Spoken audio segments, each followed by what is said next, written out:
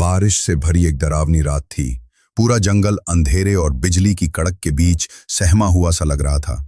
उस जंगल के बीचों बीच एक बूढ़ा सूफी हाशिम बाबा अपनी छोटी सी झोंपड़ी में अकेला बैठा हुआ था।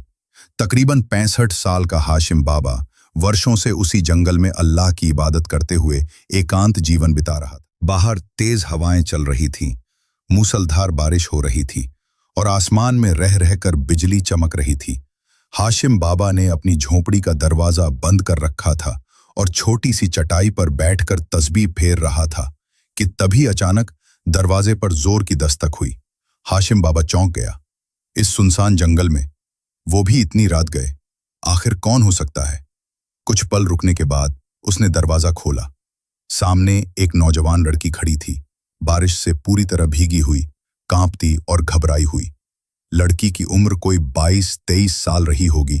सांवला चेहरा, गीले कपड़े और डरी हुई आंखें। हाशिम बाबा ने हैरान होकर पूछा, बेटी तुम कौन हो और इतनी रात को इस खौफनाक जंगल में क्या कर रही हो? लड़की ने कांपती आवाज में जवाब दिया, मेरा नाम जहरा है। मैं पास के गांव सैयदपुर की रहने वाली हूं। कुछ दरिंदे मेरा पीछा कर रहे थे जो मेरी इज्जत छीनना चाहते थे। मैंने जैसे तैसे उनसे जान बचाई और भागती भागती यहां आ पहुंची। बाबा, अल्लाह का वास्ता है, मुझे शरण दे दो, मैं बहुत डरी हुई हूं। हाशिम बाबा की आंखों में थोड़ा शक और थोड़ा रहम उभरा। उसने दरवाजे से हटते हुए कहा, अंदर आ जाओ। जहरा अंदर आकर एक कोने में बैठ गई। उसकी हालत बहुत खराब थी, कपड़े भीगे हुए, बाल बिखरे और आंखों में डर साफ झलक रहा था। बाबा ने उसे एक सूखा कपड़ा दिया और कहा, बेटी पहले खुद को सुखाओ, फिर मुझे विस्तार से बताओ कि क्या हुआ है। जहरा ने कांपती आवाज में कहा, मेरे माँ बाप अब इस दुनिया में नहीं हैं। वो कुछ महीने पहले ही गुजर गए। उनके जाने के बाद गांव के कुछ मर्द मेरी जवानी पर गंदी नजरें डालने लगे। मैं अकेली थी, इसलिए मुझे कमजोर समझा गया। आज रात उन्होंने मेरे पीछे लोगों को लगा दिया था। वो मुझे घर से उठा ले जाते अगर मैं समय पर ना भागती। बस बाबा, आपकी झोंपड़ी देखकर मैं दौड़ती हुई यहां आ गई। हाशिम बाबा उसके दर्द को समझने की कोशिश कर रहा था, मगर कहीं ना कहीं उसके मन में शंका भी उठ रही थी।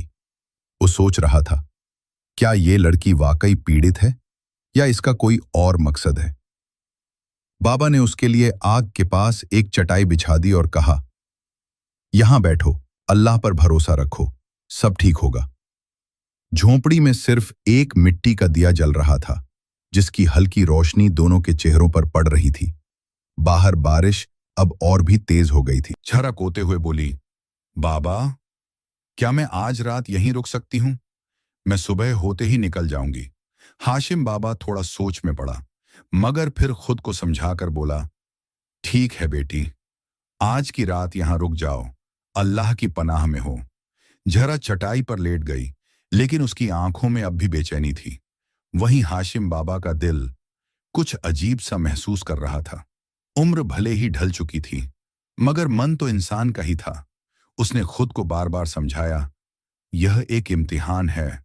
फिर वह चुपचाप दूसरी तरफ लेट गया और आंखें बंद कर लीं, मगर नींद उसे नहीं आई।